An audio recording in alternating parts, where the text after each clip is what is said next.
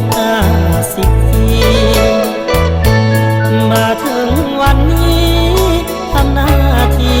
ขับใส่ห่วงสนประเทศลาว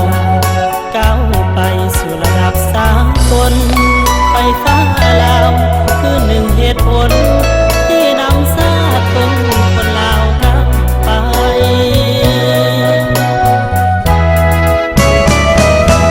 ไฟฟ้าลาวเดี๋ยวนี้นับวันเจ้าใหญ่สังคมวิไลไฟฟ้าลาวเคียงคู่เรื่อยมาตอบสนองบริการเพื่อปวงประชาขอบเขตอาเซียนนี่นาไฟฟ้าลาวหนึ่งความภูมิใจรัฐวิสาหกิจเป็นหนึ่งในการนำหน้าเรื่องพัฒนาอัปกันก้าวทันสมัยได้เป็นแบบอย่างตามแนวทางพักสีสองใส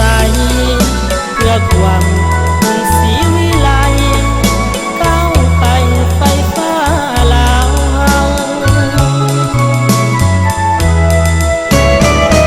ฝากเสียงเพลงไว้ไฟฟ้าลาวขอขอบพระคุณที่ผู้นำช่วยหนุนภูมิสู่ตลอดเรื่อยมาขอให้ทุกท่านผู้นำลาวสุดสิ้นชีวาจงมีความสุขเรื่อยมาจากใจไฟฟ้าลาวขออวยพร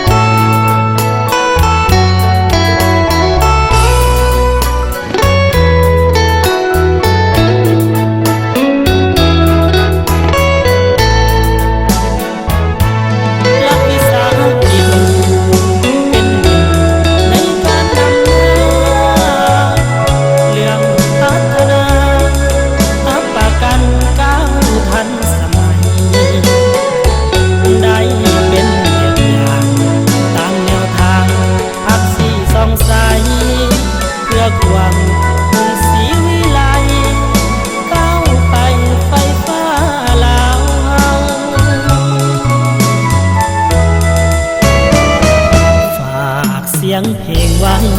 ไฟฟ้าลาวขอขอบพระคุณที่ผู้นำช่วยหนุนภูมิสู่ตลอดเรื่อย